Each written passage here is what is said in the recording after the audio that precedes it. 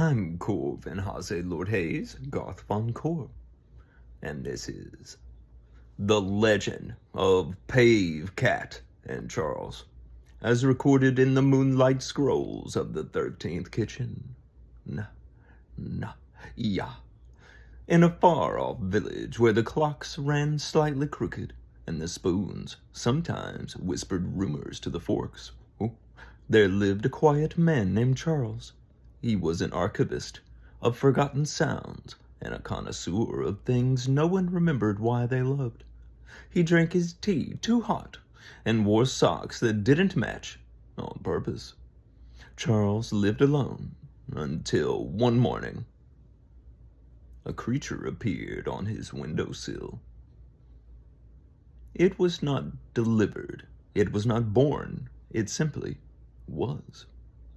A cat, if one were cruel enough to compress it into such a pedestrian word.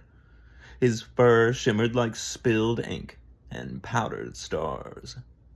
His tail moved independently from time. His eyes held the wisdom of one who had knocked over the first chalice ever placed on a table. And his name came from not any language, but from the feeling you get when you just swept the floor and something audacious scurries across it. His name was PaveCat. At first, Charles thought he was hallucinating. PaveCat walked in without invitation, knocked over an heirloom glass, then paused to put it back together, adding a third handle and a slight floral scent. He giggled.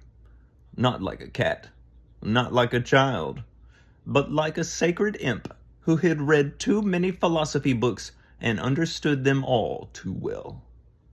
PaveCat never meowed. He announced. He performed. He manifested chaos with grace. He'd set off a smoke alarm, then served Charles toast with jam that Charles hadn't bought. He'd open the freezer, unfreeze one thing, then freeze something else, like grief from Charles's childhood. One morning, Charles awoke to find PaveCat sitting atop a precarious tower of balancing plates, wearing a monocle made of cobwebs, and muttering something about the sovereignty of absurdity.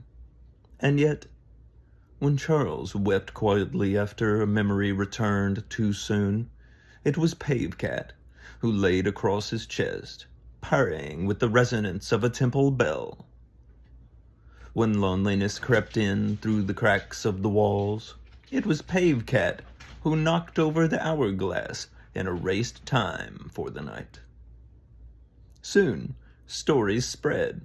Visitors came from far towns to see the weird cat who rearranges your furniture to reflect your inner true alignment. PaveCat rarely acknowledged them, unless they were foolish enough to bring a normal ball of yarn. He preferred existential yarn, threads of questions without answers, tied in knots that unraveled at the exact pace of your self-doubt. When the town's mayor declared him an ungovernable nuisance, PaveCat replaced every law in the village with a single parchment that read, "Do not ignore your magnificence." And everyone agreed.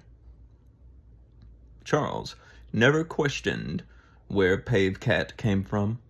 He knew the real question was, why had he waited so long to arrive? They grew older together, though neither aged. Charles began writing again. PaveCat left tiny red ink paw prints across every page, which Charles swore corrected his grammar. Each night, PaveCat nestled under the covers, a soft, warm riddle curled against Charles's legs.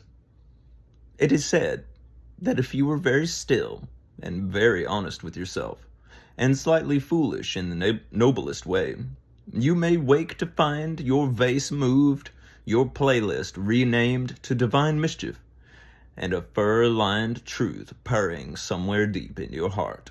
That was PaveCat. He was never yours, but he always belonged exactly where he was.